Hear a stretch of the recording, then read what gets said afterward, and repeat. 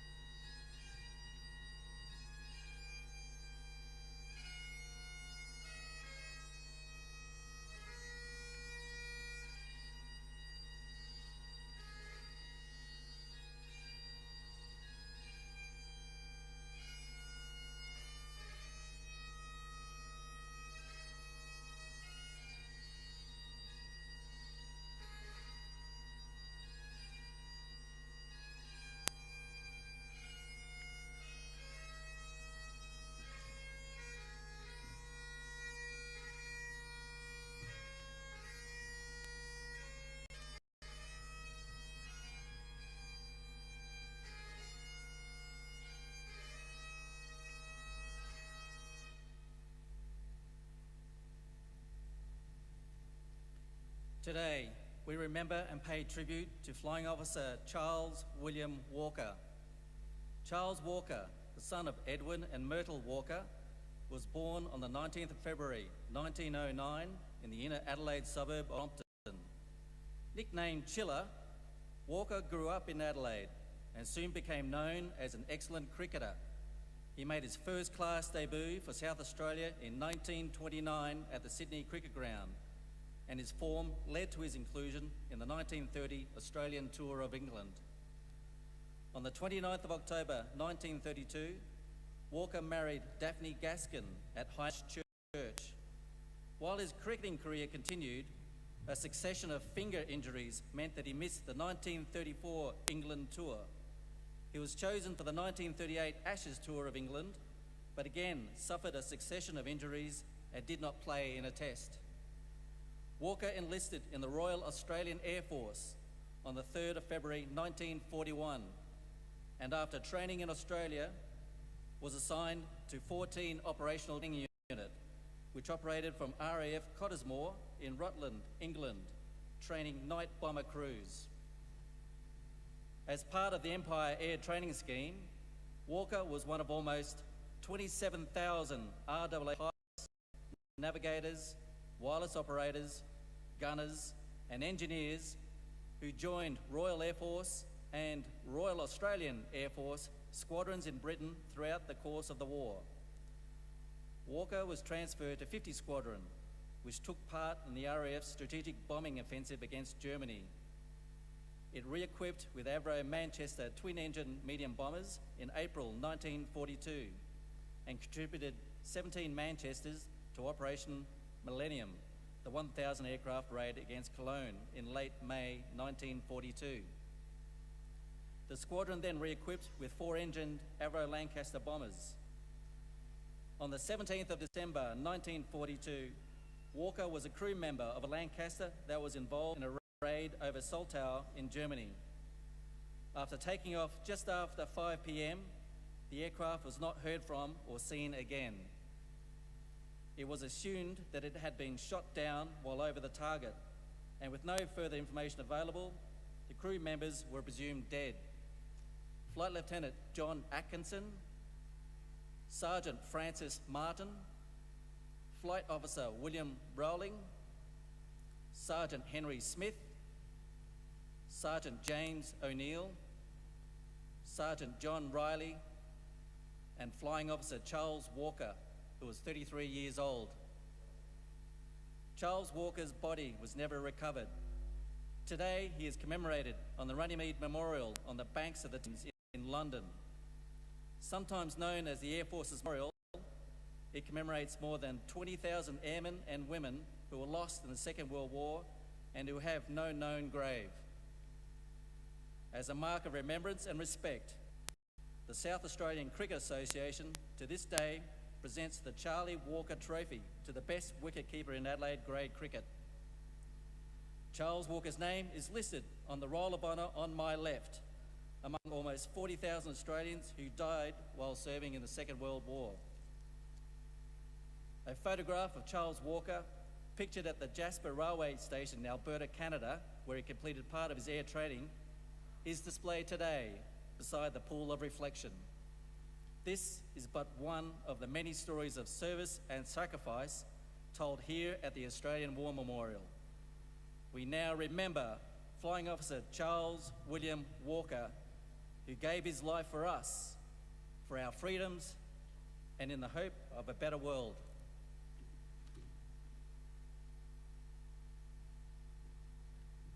Please stand for the ode and the sounding of the last post.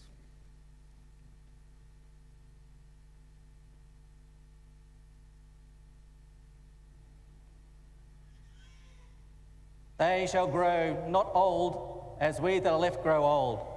Age shall not worry them, nor the years condemn. At the going down of the sun and in the morning, we will remember them.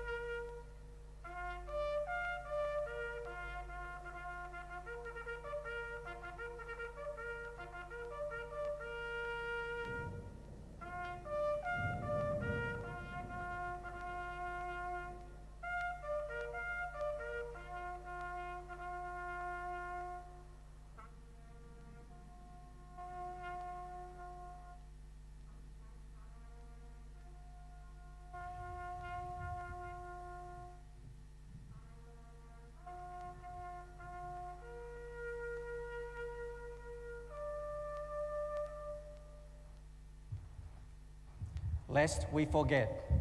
Lest we forget.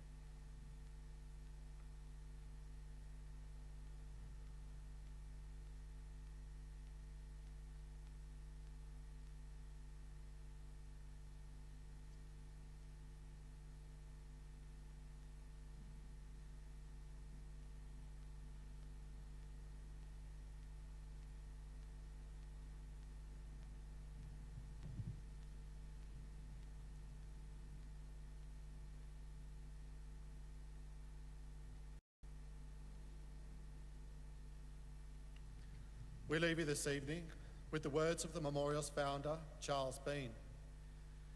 Many a man lying out there at Pozieres or in the low scrub at Gallipoli, with his poor, tired senses barely working through the fever of his brain, had thought in his last moments, well, it's over.